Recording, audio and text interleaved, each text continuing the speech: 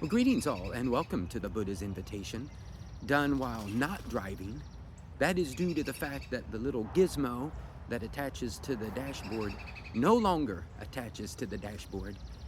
So here we are in this hopefully pretty nice setting. I don't know exactly what the audio is going to be like, but we are joined with some lovely birds and insects today, and just sounds of activity all around us. So I wanted to ask this question today: what is nirvana? And I'm not going to give an answer that comes from experience, but rather an answer that comes from a really good understanding, which I found while reading the amazing book Noble Strategy by Thanissaro Bhikkhu. He's written a much longer work on this concept. And this is a good illustration of how in the West we've suffered from like an incomplete knowledge of what the Buddhist teaching is all about. So to begin with, one little side note: nirvana is the term you'll hear if you are coming at Buddhism from, say, the Mahayana, Vajrayana, sometimes called the northern schools of Buddhism, which make use of Sanskrit, amongst other languages, Tibetan, Chinese, Korean, Japanese, etc. But if you sort of practice Theravada Buddhism, or if you're interested in early Buddhism, you're more likely to hear the Pali counterpart, Nibbana. So I'm gonna stick with the term nirvana. I think most people are a little more familiar with that, but just keep in mind, it's almost just like a different pronunciation of the same word. So it's long been known that nirvana means to extinguish, specifically to extinguish a flame. And that even came up in a summer Pali reading group video we did, where specifically the verb nibindati was talking about extinguishing the fire of passion, the fire of hatred, the fire of delusion. And so the Buddha uses this idea of extinguishing to talk about what happens to a person who's liberated, particularly upon the breakup of the body. And the problem is that when people hear that, they think, oh, it's an extinguishing, it's annihilation, it's nihilism, you know? So it's another thing. It's like, oh, Buddhism is all about suffering and it's nihilistic.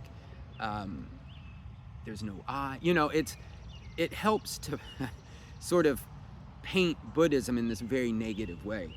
But the thing that Thanissaro Bhikkhu points out is that this is just part of the image.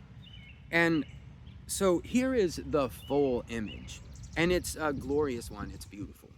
The idea is that if you were to go back to the Buddha's day and think about fire, how the Brahmins, the most educated class of people in the Buddha's day, how did they think about fire?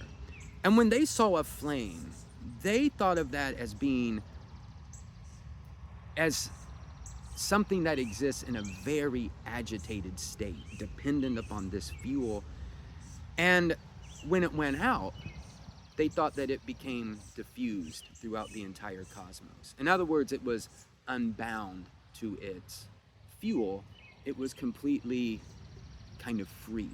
So that is actually that's the full image that the Buddha is giving us.